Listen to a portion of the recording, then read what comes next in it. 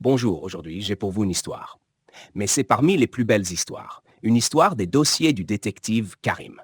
L'histoire, Dieu vous protège, a commencé en 2007, un jour où les autorités de sécurité à Téhéran ont découvert un cadavre de femme assassinée à l'intérieur de sa maison.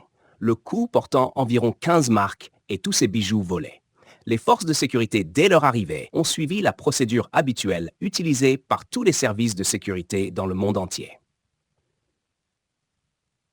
Si ce service de sécurité est correct et fonctionne selon une méthode scientifique pour découvrir le criminel, la première chose à faire est de chercher les empreintes digitales des personnes proches de la victime, puis de protéger la scène du crime.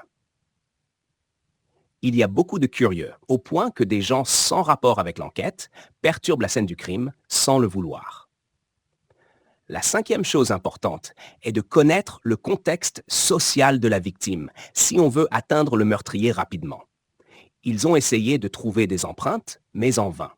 Le problème est que le criminel qui a tué cette fois-ci une femme nommée Farah Nass à la rue Gandhi, au centre de Téhéran, dans un quartier où vivent les riches, les très riches. Ce n'est pas une personne normale. Quand cette personne est entrée dans la maison, elle n'a pas cassé la porte ni la fenêtre, elle est entrée par la porte. Ses enfants vivent en Amérique. L'affaire a été classée contre X. Mais le dossier n'a pas été fermé, surtout que la victime était riche et que cela attire l'attention des autorités de sécurité. Surtout que l'affaire se répand parmi les grands commerçants qui commencent à craindre pour leur vie. La raison et les motifs de ce crime sont évidents. C'est un vol. Mais pourquoi la tuer si sauvagement? Après 10 jours, un homme d'affaires connu, propriétaire d'usines, de maisons, de terres, de biens immobiliers et très célèbre parmi les riches de Téhéran, vivant dans une rue appelée Shahrak Garb où ne vivent que des gens très riches. Cet homme est sorti de chez lui le matin et a dit au revoir à sa femme. Sa femme s'appelle Manaz. Quand il est revenu à midi, il a frappé à la porte avec sa clé, mais étant habitué à ce que sa femme lui ouvre la porte, il n'a pas eu de réponse. Il a ouvert la porte et a trouvé sa femme étendue sur le sol, assassinée, et tous les objets de valeur de la maison volés. Il l'aimait énormément et a été dévasté par son meurtre. L'affaire, survenue dans une maison riche du centre de Téhéran, 10 jours après le premier crime, a poussé le procureur général à appeler le détective Karim. Pourquoi Karim? Je vous ai déjà dit que les années précédant 2007, il avait résolu une affaire de tueur en série. Sentant que le même meurtrier était responsable des deux meurtres, ceux de Farah Nass et Manaz, utilisant le même modus operandi, sans casser de porte ni entrer par les fenêtres, il connaissait apparemment les habitants des maisons. Mais l'enquête, comme pour la première affaire, n'a rien donné. Les enfants de la première victime étaient en Amérique ou en Europe, son mari décédé. Le mari de Manaz, homme d'affaires, sortait chaque matin. Le détective Karim, ayant de l'expérience avec les tueurs en série, est parti de Ahvaz à Téhéran, un voyage en train de 13 heures. Dès son arrivée, il a rencontré le responsable des affaires de tueurs en série. Pourquoi avoir lié les deux affaires? A-t-il demandé. Nous ne voulions pas effrayer le public ni les médias, mais nous avons trouvé que le tueur utilisait la même méthode pour tuer et entrer dans la maison.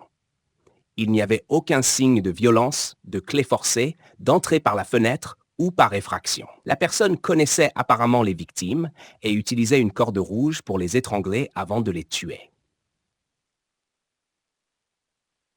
Afin de prévenir d'autres crimes, le détective Karim a été chargé de former une équipe spéciale distincte de celle qui s'occupait de l'affaire initiale. Je veux 6 personnes, 5 enquêteurs et une femme, a-t-il dit. Ils ont commencé à examiner les dossiers des affaires précédentes. Emmenez-moi sur les lieux du meurtre de Manaz, a-t-il ordonné. Ils ont constaté que le seul lien entre les crimes était la corde rouge. L'assassin n'avait pas toujours frappé au même endroit. Parfois au cou, parfois à la poitrine, mais il connaissait les habitants des maisons. Les victimes étaient-elles liées? A demandé Karim. Non, elles étaient seules chez elles quand les crimes ont eu lieu. La deuxième victime, Manaz, dont le mari avait découvert le corps, était dévastée. Karim a demandé à rencontrer le mari.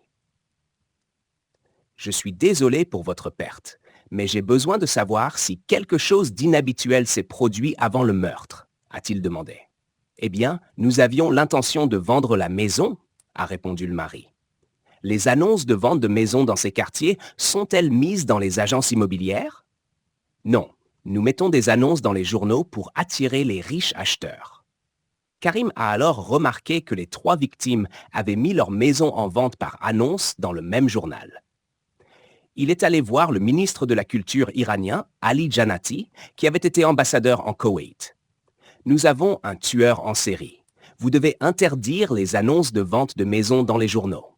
D'accord, vous pouvez compter sur moi, a répondu le ministre.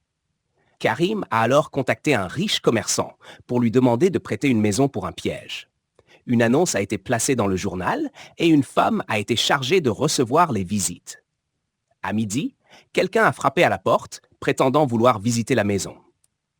La femme a laissé entrer le visiteur et son épouse selon le plan. Dès que Karim a donné le signal, ils ont arrêté le couple.